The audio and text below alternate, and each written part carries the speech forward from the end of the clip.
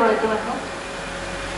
पुढच्या सत्रामध्ये विशेष सादरीकरण असणार आहे डॉक्टर सुजित नरवडे सर आणि श्री कौस्तुभ पंढरी पांडे सर यांचं. मी सर्व मान्यवरांना विनंती करते की त्यांनी हॉलमध्ये पुन्हा एकदा एकत्र व्हावं. लवकरच आपण पुढच्या सत्राला सुरुवात करतो आहे.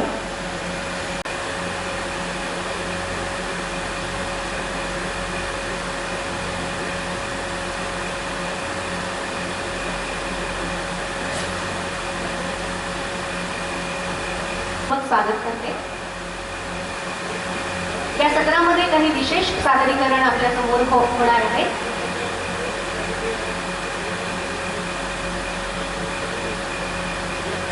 हर सुबह इन चिड़ियों की चहचहाहट कहती है, हर सुबह इन चिड़ियों की चहचहाहट कहती है नई उडान का वक्त आ गया है. मला असं वाटतं की नई उडान म्हणजे हे 38वे पक्षीमित्र संमेलन जे अमरावतीमध्ये पार पडत आहे याला ही नई उडान म्हणायला हरकत नाही.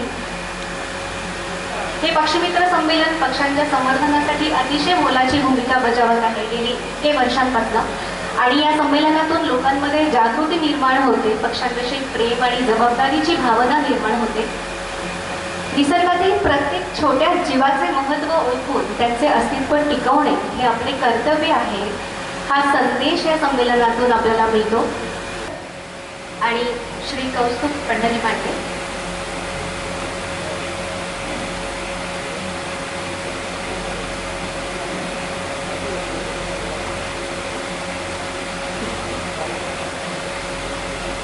सर्वप्रथम जे सादरीकरण आपल्या समोर होणार आहे ते करणार आहेत doctor Sujit Narwade sir. Sujit Narwade sir हे उपसंचालक आहेत BNHSचे. त्याचप्रमाणे माढोक तणमोर पक्षी संवर्धन प्रकल्पाचे ते समन्वयक देखील आहेत. त्यांचं मूळ गाव मसला खुर्द तुळजापूर हे असून ते गेले 8 वर्ष राजस्थानमध्ये काम करत आहेत. आजच्या विशेष सादरीकरणाचा सरांचा जो विषय आहे तो आहे गवताळ गाथा, माढोक तणमोर आणि इतर गवत पक्ष्यांची कहाणी. तेव्हा मी डॉक्टर सुजित नरवडे सरांना विनंती करते की त्यांनी त्यांचं सादरीकरण इथे सादर करावं.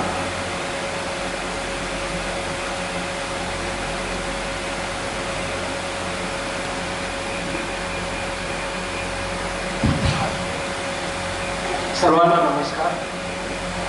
जसं सांगितलं आता ऐकलं मी मूळचा तुळजापूरचा आहे, पण मागचे 8 वर्ष झालं मी राजस्थानमध्ये देश आहे. त्याचं कारण असं आहे हे जे 2 पक्षी तुम्हाला दिसत आहेत आणि सादरीकरणाची सुरुवातच तुम्हाला वाटेल की 2 मृत पक्ष्यांचे फोटो आहेत. तुम्हाला वाटतं की ही सुरुवात आहे ज्याला आपल्याला एक ॲक्सेप्टन्स करून एक थोडंसं सिरियसनेस हवं म्हणूनच हे फोटो मी नेहमी लावतो. कारण हे दोन्ही पक्षी आमच्या समोर मिळले आहेत. त्यांचं काय झालं कसं झालं त्याबद्दल आपण बोलूया. आणि माडरवांचं खरंच म्हणजे आपले संमेलनाध्यक्ष असतील किंवा आपले जितके होते ते सर्वांचं म्हणणं आहे की ग्रासलँड्स आपले खरंच लोप पावत चालले आणि त्याच्याशी संदर्भात असणारी किंवा त्यावर अवलंबून असणारे जैवविविधता लोप पावत. त्यातून आपण ह्या 2 पक्ष्यांवर जास्त भर देतो कारण हे सगळ्यात धोकाग्रस्त किंवा संकटग्रस्त यादीमध्ये आहेत आणि त्यांची संख्या आपण बघूयाच. नेक्स्ट. त्याच्या अगोदर BNHS बद्दल सर्वांना माहिती असतं तरी पण एक छोटंसं एक स्लाईड BNHS बद्दल. BNHS मध्ये काम करणं एक माझं सौभाग्य आहे. मी 2004 पासून काम करतोय आणि ह्या संस्थेचा इतिहास 1883 पासूनचा आहे. 1883 म्हणजे आज 142 वर्ष झाले. त्या 142 वर्षाच्या इतिहासाला मी पूर्ण पुढे घेऊन जातो याबद्दल अभिमान आहे. नेक्स्ट. डॉक्टर सालीम अली ज्यांची ओळख BNHS बरोबर जिथं जिथं BNHSचं नाव येतं डॉक्टर सालीम अलींचं नाव येतं.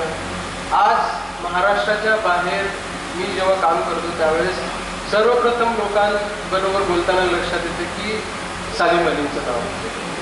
हे असं उत्तुंग व्यक्तिमत्व होतं.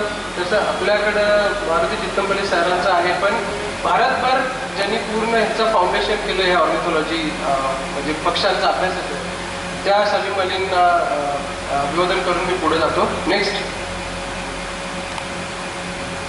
थोडंसं आपण जेव्हा महाराणाचं जो सादरीकरणाचा जो टायटल आहे त्याच्यामध्ये वेगवेगळे महाराण गाथा आणि कहाणी आहे पक्षांची. तर सुरुवातीला काय असते की आपल्याला कहाणीमधून जास्त बऱ्याच वेळा समजतं.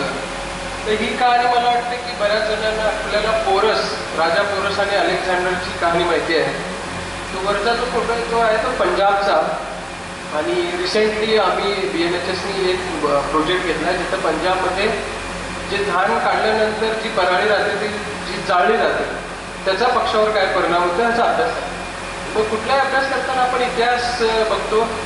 जसं आपले डॉक्टर कुराडे सर आहेत, त्यांना खूप आवड आहे वाचायची. त्यांनी मला 2 पुस्तकं दिली आजच. तर त्यांनी काय केलं की एक इतिहासामध्ये पॉन ऑफ महाराष्ट्र त्याबद्दल लिहिलेलं आहे. तर बऱ्याच वेळा पुढचा रिसर्च करताना आपल्याला मागे जावं लागतं. तर सांगायचा उद्देश काय आहे की अलेक्झांडरची सैन्य आली, ती आली आणि त्यांना पहिल्यांदा जगामध्ये कुठंतरी त्यांना रेजिस्टन्स भेटला तो म्हणजे आपल्या भारतात. पंजाबचा प्रदेश आहे. तिथं आपण जर पूर्वी त्यावेळेसचा जर काळ बघितला तर हत्ती होते, घनदाट जंगलं होती. पण आज जी पंजाबची परिस्थिती आहे तुम्ही पाहत असाल खालचं जे आहे ते ग्रासलँड नाही आहे. ते ग्रीन दिसतंय पण ग्रासलँड नाही आहे. ती पूर्णपणे भात शेती आहे. 100% मोनोकल्चर क्रॉपिंग करतात. त्यामुळे पूर्णपणे एक म्हणतो ना अल्टर्ड हॅबिटॅट झालं पंजाबचा. पंजाबच्या लुधियानामध्ये आपले 2 बस्टर्डची सायटिंगचा रिपोर्ट आहे. अशा परिस्थितीतून आपण म्हणतोय की आपण वाचवायचं. तर चॅलेंजेस काय आपण नंतर पाहूया. हे आपल्या सर्वांना माहिती आहे की महाराणा काय देतात आपल्याला. सर्व्हिसेस प्रोव्हाइडेड बाय ग्रासलँड, आपल्याकडची मृदा संवर्धन, पाणी, इथला चारा, इथलं परागीकरण सगळं ग्रासलँड आपल्याला मोफत देत आहे. पण आपल्याला त्याची व्हॅल्यू नाही आहे. थोडंसं आता आपण ग्रासलँडमधून पक्षाकडे जाऊया. तर पक्षाची गोष्ट अशी आहे की त्याला क्लिक करा. तो जो पक्षी आहे त्याला मॅकविस बस्टर्ड म्हणतात. तो फक्त आपल्या भारतातल्या कच्छ आणि थारच्या वाळवंटामध्ये येतो. तो फक्त विंटरमध्ये येतो. कुठलाही पक्षी प्रवास करून एवढा हजारो किलोमीटर आपल्याकडे येतात तर त्याला काहीतरी कारण आहे. तर तुम्ही पाहत असाल की त्या एक प्रकारचं त्याला खाद्य मिळतं, त्याला लपायला जागा मिळते म्हणून तिथे आलेला आहे तो पक्षी. दुसरा ही आहे त्याला आपण म्हणतो रुबुला.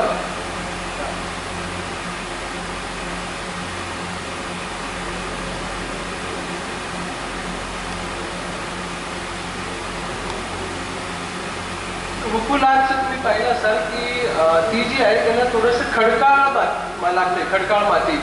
जसं परदेशी साहेब सांगत होते की कोर्सरची संख्या कमी झाली आहे. नुकताच कोर्सर त्याला आपण नियर रिटर्न कॅटेगरी दिलेली आहे. त्याला थोडासा खडकाळ, थोडंसं म्हणजे मुरमाड जमीन लागते.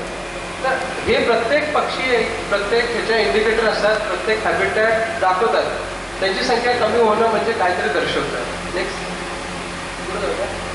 तर भारतात आपल्या 3 रेसिडेंट माळढोक आपण ज्याला म्हणतो बस्टर्ड स्पीसीज आहेत. एक माळढोक आपल्याला माहिती आहे तनमोर आहे आणि एक बंगालचा तनमोर जो तराईच्या भागात आसाम अरुणाचलमध्ये दिसतो. आणि चौथा आपण पहिला जो मायग्रेटरी आहे मिडल ईस्टमधून आपल्याकडे येतो. पण अनफॉर्च्युनेटली म्हणजे आपण म्हणतो ना खेदाची गोष्ट आहे 3 रेसिडेंट पक्षी ज्या तिन्ही पक्षामध्ये भारताचं नाव आहे. इंडियन बस्टर्ड इंडिया, नेसरटोरी त्यांचं सायंटिफिक नाव आहे सायफोटॅरिस इंडिकस, त्याच्यामध्ये इंडिया आहे. बेंगॉल फ्लोरिकनमध्ये बेंगॉल आहे. आणि ह्या तिन्ही स्पीसीज क्रिटिकल एंडेंजर्ड आहेत. अशा टोटल माळढोकच्या सगळ्या स्पीसीज पूर्ण भारतात जरी असल्या तरी आपल्या तिन्ही स्पीसीज क्रिटिकल एंडेंजर्ड आहेत. नेक्स्ट. ही थोडीशी माळढोकची ओळख आहे. याच्यामध्ये पाहाल तुम्ही की मेल फिमेल, कारण आपल्याकडे झाले काय की माळढोक झाले इतके कमी, एका दुसरा पक्षी राहिला महाराष्ट्रात, त्यामुळे आपल्याला ओळखच राहिलेली नाही. इथे 2 फोटो आहेत. हे पण आपले पक्षी मित्रच आहेत, त्यांच्याकडून घेतलेले फोटो आहेत. मेल फिमेल तुम्ही पाहू शकता. मेलची गळ्यामध्ये गुलाल पाऊच आहे. फिमेलचा इथे एक जो काळा रंग असतो टोपीचा तो डोळ्याच्या खालीपर्यंत येत नाही. त्याचे पाय तुम्ही पाहाल तर त्याला हाईट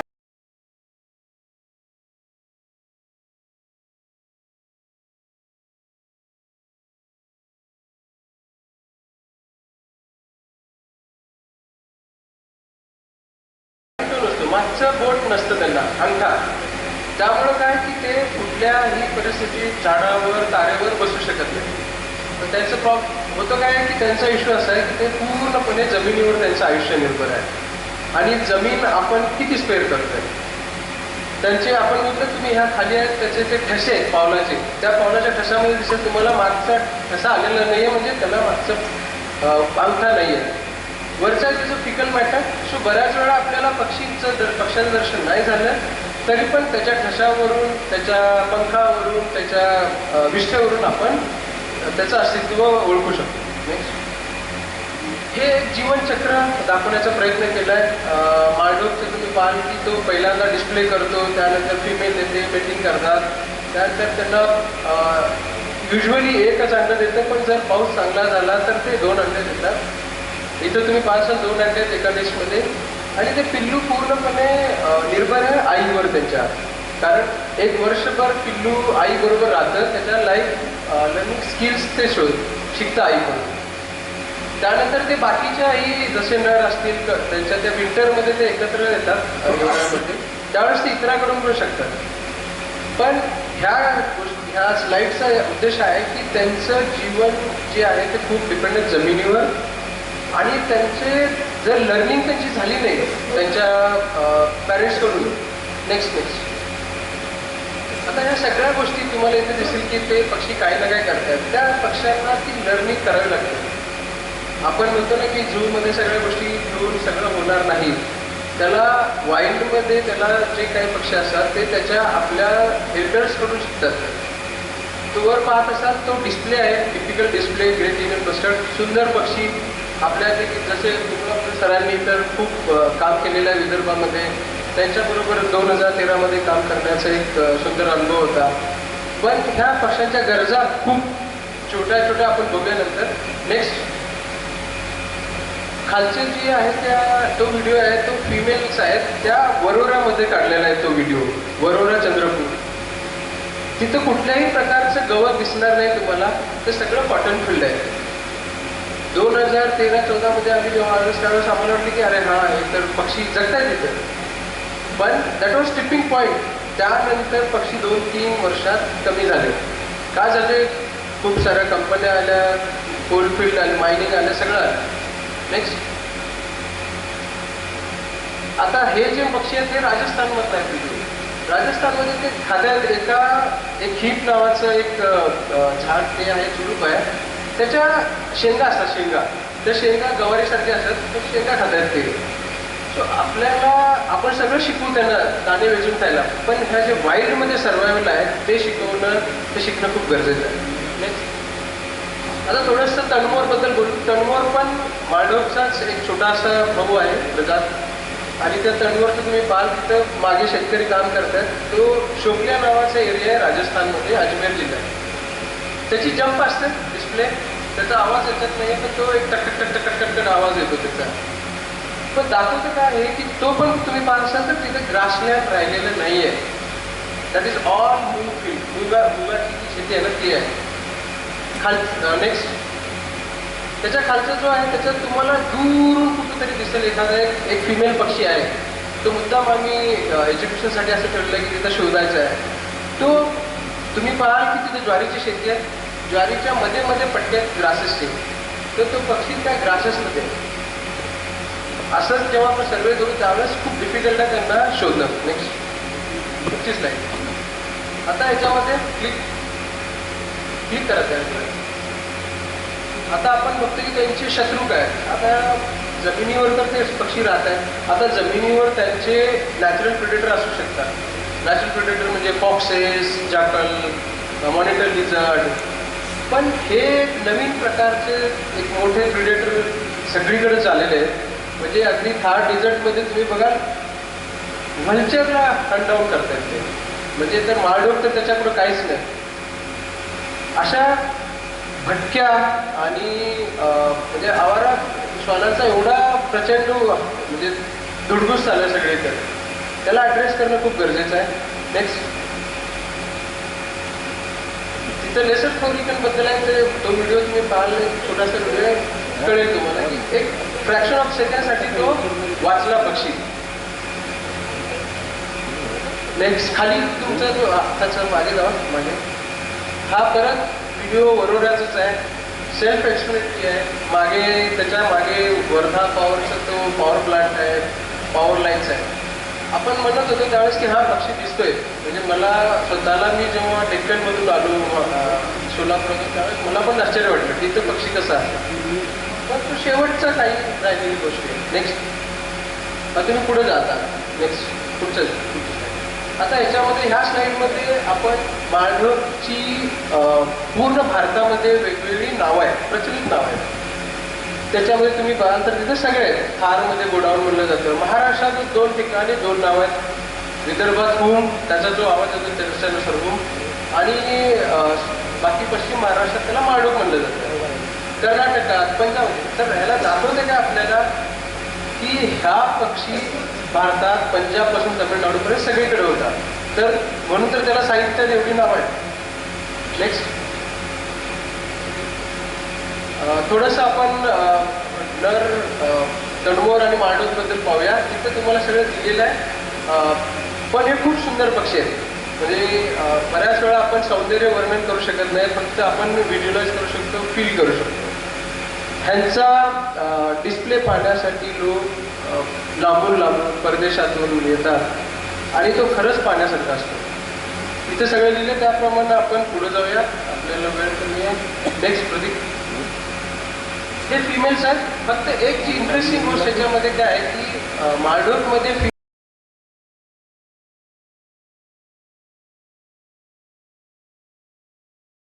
फिमेल छोटी असते. मेल एक साधारण 100 ते 125 म्हणजे 120 सेंटीमीटर असतो, तर फिमेल 90 सेंटीमीटर असते. पण लेसर फ्लोरिकनमध्ये फिमेल ही मोठी असते मेलपेक्षा थोडीशी, 5 सेंटीमीटर. नेक्स्ट थोडंसं आपण पुढे जा. तर आपल्याला उजव्या बाजूला एक तडमोरचा अधिवास किंवा डिस्ट्रीब्युशन आपण दिलेलं आहे, आणि लेफ्टला थोडंसं पुढे जा. लेफ्टला त्याची एक साधारण अंदाजे त्याची पॉप्युलेशन दिलेली आहे. पण ह्याच्यात पण एक मोठा पण आहे. माळढोकचं तुम्हाला दिसेल 6 राज्यामध्ये डिस्ट्रीब्युशन आहे, पण त्यांची संख्या महाराष्ट्रात 1-2, कर्नाटकमध्ये 2-3, गुजरातमध्ये 2-3, आंध्रमध्ये 1. म्हणजे आपण डिस्ट्रीब्युशन म्हणतोय, डिस्ट्रीब्युशन इज वाईड, पण त्याने एरिया किती ऑक्युपाय केलेला आहे. राजस्थानमध्ये पण त्यांची संख्या तुम्हाला 100च्या आसपास असेल, पण ती पण कन्फाईन फक्त जैसलमेरचा जो सगळ्यात मोठा वाळवंट आहे तिथे आहे. तसंच लेसर फ्लोरिकनचे आहे. आपण डिस्ट्रीब्युशन एवढं दाखवतोय, पण त्यांची संख्या खूप कमी आहे.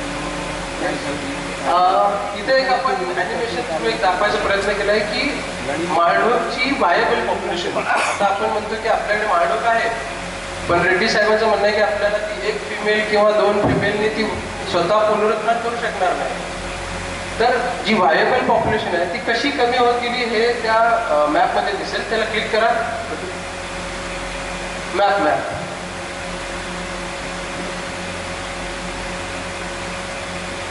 नाही चालत का? ठीक आहे.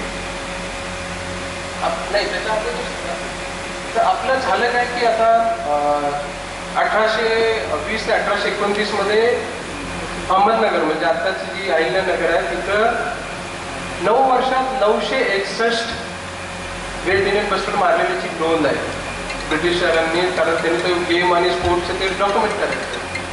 तर तेवढा आपला हा जो एरिया होता इतका स्ट्रॉंग होल्ड होता. त्याचं काय झालं अचानक, तर खालची जी इमेज आहे ती दाखवते की आपण ट्रान्सफॉर्म केला आहे बेटा. पंजाबमध्ये पण बघितलं भात शेती, पश्चिम महाराष्ट्र शुगर केन. नेक्स्ट. आता थोडंसं छोटंसं सायंटिफिक असेसमेंट आम्ही केलं. तडमोरची संख्या एक वेलवदार तुम्हाला माहीत असेल, वेलवदार आहे भावनगर जिल्ह्यामध्ये गुजरातमध्ये.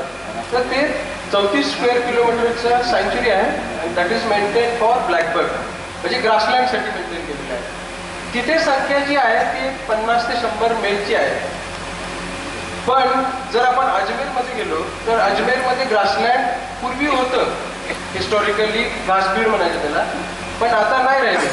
तर तेवढेच पक्षी होल्ड करण्यासाठी 2000 स्क्वेअर किलोमीटर एरिया लागतोय, कारण तो सबस्टँडर्ड आहे, शेत आहे.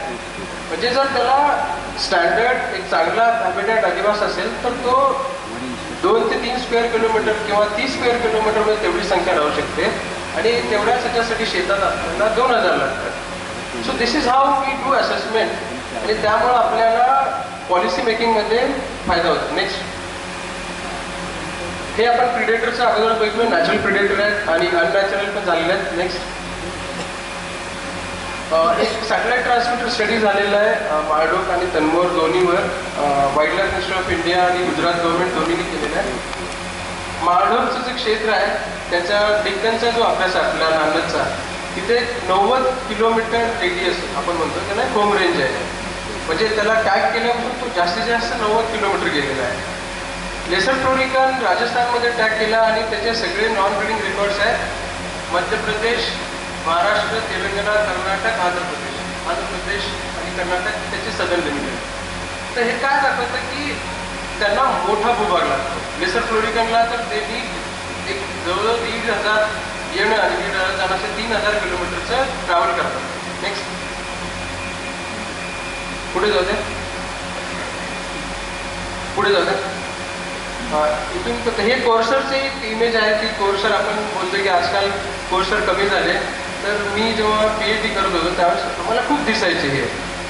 पण झालं काय की त्यांच्यासाठी जी ब्रीडिंग ग्राउंड्स असतात ते थोडेसे स्टोनी, थोडेसे मुरमाड, ते सगळे कमी झाले. नेक्स्ट, पुढे जाऊया. सोलार हा एक खूप मोठा धोका आपल्याकडे सुरू झालेला आहे. जो राजस्थानमध्ये तर तुम्ही पाहाल म्हणजे 10 स्क्वेअर किलोमीटर, गुजरातमध्ये 50 स्क्वेअर किलोमीटर एवढा मोठ्या प्रमाणावर सोलर येत आहे.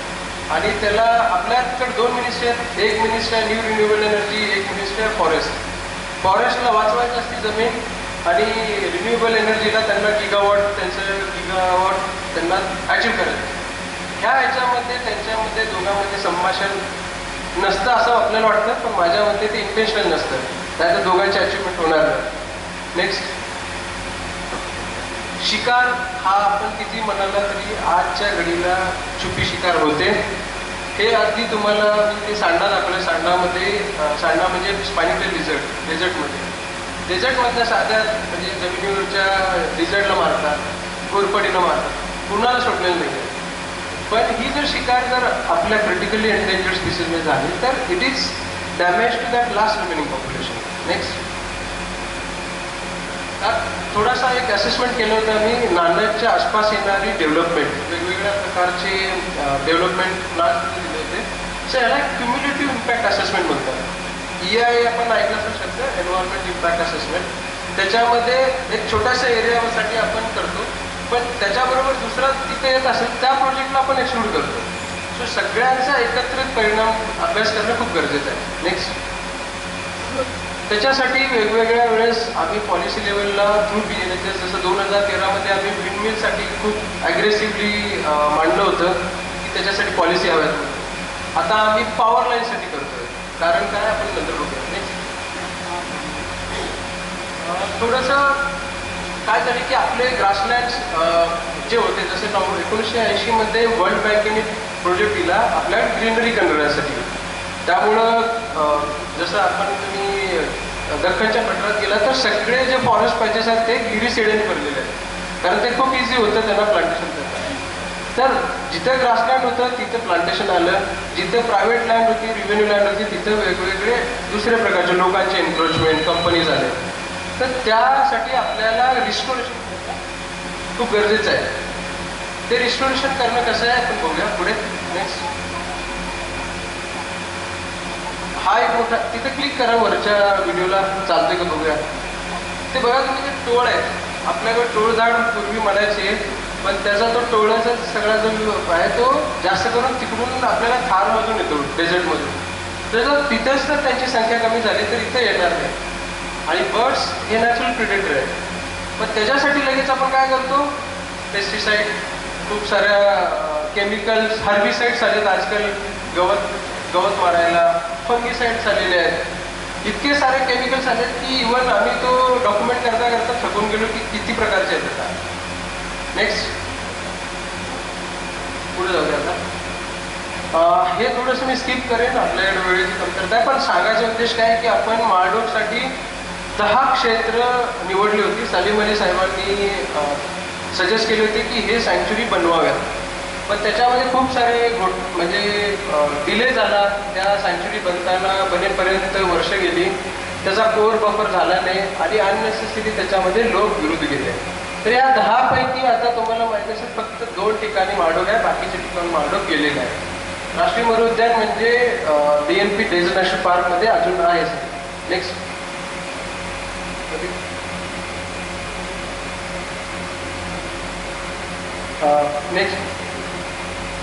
हा थोडासा एक स्केच बनवलेला आहे ज्याच्यामध्ये आपण माडोग आणि तनमोरच्या बेसिक रिक्वायरमेंट म्हणजे त्यांच्या ऍक्टिव्हिटी लागतात. माडोगला डिस्प्ले करायसाठी एलिव्हेटेड जागा लागते, फिमेलला नेस्टिंगला थोडीशी गवताळ जागा लागते, ओपन जागा लागते.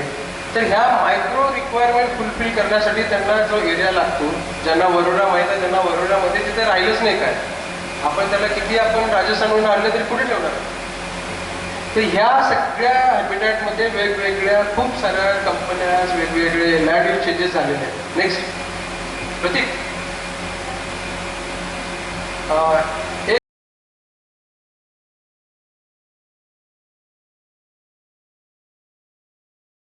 आपल्याला आता एक म्हणजे काही वर्षापासून कंटिन्यू आपल्याला ऐकण्यात येत असेल की माडोग किंवा तनमोर किंवा क्रेन्स हे विजेच्या तारांना दडपून मारतात. म्हणजे अगदी आपण गोंदियामध्ये पिण्याचे काम करते त्याच्या संवर्धनासाठी, तर तिथे पण एक जो पक्षी आहे तो विजेच्या तारांना दडपून मारतात. त्याचं कारण काय की आपल्या प्रत्येक स्पीसीला एक ब्लाइंड स्पॉट असतो आणि त्याचं विजन असतं. काही पक्ष्यांचं विजन लॅटरल असतं, काहींचं फ्रंटल असतं, पण ह्या स्पीसीजमध्ये त्यांचं विजन पुअर असतं. इन द सेन्स जेव्हा माडोग समोर पाहतं त्याला खाली पाहता येत नाही, खाली बघायला गेला तर त्याला समोर पाहता येतं. तसंच आपला जो सारस आहे त्याचं लॅटरल विजन असतं, तो जास्त लांबचं पाहू शकतो पण समोरचं पाहू शकत नाही. त्यामुळं काय की त्यांना ही आपली जी क्षेत्र होती ती वायर विना इलेक्ट्रिसिटी आणि त्या वायर्स एवढ्या मोठ्या प्रमाणात आल्या त्यांना पोपअप होता येत नाही. आपण म्हणतोय की तुम्ही लाखो वर्ष इव्हॉल्व झाला, पण आम्ही तुम्हाला 2 वर्षात कोर्स करतोय अडॅप्ट व्हायला. ही खूप म्हणजे माणसाची ह्युमन सेंट्रिक जी थिंकिंग आहे ना ती जास्त सगळ्यांसाठी मार्ग आहे. नेक्स्ट ह्याच्यासाठी बऱ्याचशा कंट्रीजमध्ये वेगवेगळे मेथड्स वापरले जातात. शेवटी काय की त्या पक्ष्यांना तो तिथं वायर आहे किंवा एक ऑब्स्ट्रक्शन आहे हे दिसलं पाहिजे. ह्या सगळ्या पद्धतींना बर्ड फ्लाईट डायव्हर्टर्स असं नाव आहे. म्हणजे काय की तो पक्षी उडतो, त्याला ते दिसतं आणि तो त्याची फ्लाईट डायव्हर्ट करतो, म्हणून त्याला नाव आहे बर्ड फ्लाईट डायव्हर्टर. त्याच्यासाठी काही ब्लिंकर्स आहेत जे रात्री ब्लिंक करतात, सोलर बेस्ड आहेत, काही कलरफुल आहेत, काही फ्लॅपर्स आहेत आवाज करतात आणि तुम्ही बघाल काही UV रेज पण काही वापरलेले आहेत. आणि लास्ट वन जी सेट तिथे तर रेडार सिस्टीम वापरलेली आहे. म्हणजे त्याच्यामध्ये सगळ्या पक्ष्यांची मुवमेंट कॅप्चर केली जाते, त्यांचा थव्याचा जो स्पीड आहे सगळं करून त्यानुसार शटडाऊन केलं जातं. नेक्स्ट आपल्याकडे वेळ किती आहे? 5 मिनिट. ह्याच्यामध्ये फक्त काय दाखवलंय की आपल्याकडे तनमोर जो अजमेर राजस्थानमध्ये मी मागच्या 8 वर्ष झालं काम करतोय, तर लक्षात आलं की ते त्यांना आता गवताळ भाग राहिलेला नाही, तर ते शेतीला जी ट्रेडिशनल शेती आहे त्याच्यासाठी त्यांनी अनुकूल केले स्वतःला. पण प्रॉब्लेम काय त्याच्यामध्ये, जोपर्यंत ती मूग असते उडत असते त्याची हाईट असते 60 ते 70 सेंटीमीटर.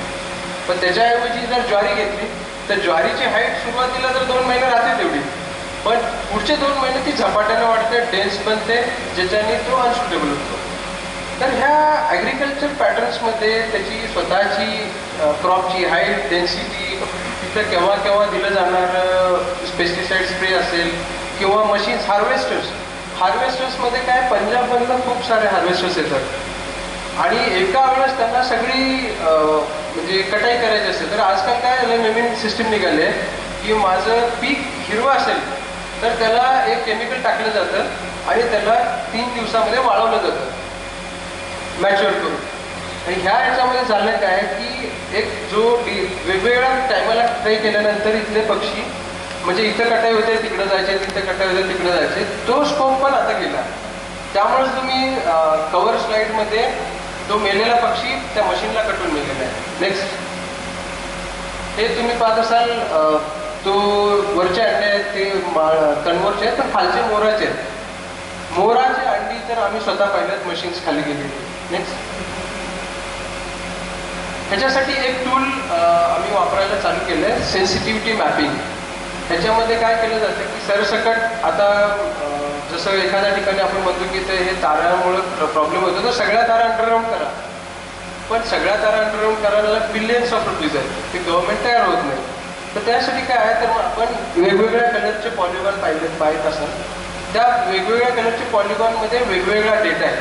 म्हणजे माळढोक कुठं आहे, त्याची नेस्टिंग ग्राउंड्स, त्याच्या फोरेजिंग ग्राउंड्स, तर त्याच्या इम्पॉर्टन्सनुसार त्याला आपण high sensitive, medium sensitive, low sensitive असे पॉलिगॉन्स बनवतो आणि सरकारला देतो. So it will be easy for government की त्यांना ते पॉलिसी घेण्यासाठी सोपं पडतं. आता हे आम्ही जे इम्प्लिमेंटेशन्स केले त्याची स्लाईड आहे, मला वाटतं शेवटी दुसरी स्लाईड आहे. तर हे खूप महत्त्वाचं आहे. ह्याच्यासाठी केलं काय, आम्ही पोखरण आहे जैसलमेरमध्ये, तिथं इंडियन आर्मीची एक मोठी रेंज आहे, फायरिंग रेंज, जिथं बोफोर्स वगैरे ते फायरिंग केली जाते. ती फायरिंग हिवाळ्यामध्ये केली जाते. पण उन्हाळ्यात काय होतं, उन्हाळा आणि पावसाळा, तिथलं पावसाळा नसतोच, तिथं उन्हाळाच, दोन्ही टाईम उन्हाळा. तर उन्हाळ्यामध्ये ते 6 महिने पक्षी आत ब्रीडिंग करतात, कारण कुठल्याही प्रकारचं डिस्टर्बन्स नसतो. आणि जशी तिथं फायरिंग चालू होते ऑक्टोबरच्या दरम्यान, ते पक्षी बाहेर येतात, माळढोक. बाहेर आल्यानंतर त्यांना आत जी सेफ्टी होती ती नाही मिळत. ती सेफ्टी देण्यासाठी आपण काय केलं, वेगवेगळे जसे बाहेर आले तसं सगळं आपल्या विदेशी बबोळी प्रकोप केलेला होता. सो अराउंड 1100 हेक्टर जमिनीवरचं विदेशी बाबूळ ICICI फाउंडेशन सारख्या अशा संस्थांनी दिल्यामुळं पैसा पूर्णपणे रिमूव्ह केलेला आहे. 3 वॉटर बॉडीज तयार केलेल्या आहेत. 300 फ्री रेंजिंग डॉग्सचं नसबंदीकरण केलेलं आहे. आणि त्याचे रिझल्ट आता दिसत आहेत, तुम्ही तर बघू शकता. आम्ही जिथं राहतो त्या बेस कॅम्पच्या शेजारी माळढोक फिरतात. आम्ही जिथं राहतो तिथून 10 ते 12 पक्षी आमच्या आसपास फिरत असतात. त्याची पिल्लं दरवर्षी 2 पिल्लं आम्ही आमच्या समोर मोठी होताना बघितले, 2 ते 3 पक्षी. आणि स्टेबल का असेना, पण पॉप्युलेशन वाढते. नेक्स्ट, बहुतेक हा व्हिडिओ चालू आहे. आता एक शेवटचा असा मुद्दा आहे, लेसरफुंडीकरण म्हणजे तणमोरचं गुजरात आणि राजस्थान दोन्हीमध्ये प्रयत्न झाले मागच्या 4 वर्षात कॉन्झर्वेशन ब्रीडिंग करायचे. पण तिथले मेल आणि फिमेल कॅप्टिव्हिटी मधले एकमेकावर मीटिंग करतच नाही. त्याचं कारण काय आहे, त्याच्यासाठी काय झालं की आपण सगळ्याला एक पोल्ट्री सारखं केलं स्ट्रक्चर. तर तुम्ही पाहाल की मेल कशा प्रकारे फिमेलला रिझवतोय आणि त्याच्यासाठी किती लांबपर्यंत येणं आहे. त्याला कमीत कमी 100 मीटर रेडियस जागा लागते, त्याला ते फिमेल त्याच्या मागे पळणार, मेल तिच्या मागे पळणार. ह्या सगळ्यामधून आपल्याला काय की त्याची इकॉलॉजिकल रिक्वायरमेंट आपण म्हणतो की आम्ही पोल्ट्री बनवल्या तुम्हाला, त्याच्यात तुम्ही ब्रीड करा. माळढोकनी तर केलं बिचारा, काय त्यांना काय तो थोडा टेम होतो, पण तणमोर तयार नाही आहे. 4 वर्ष झालं प्रयत्न पण नाही आहे.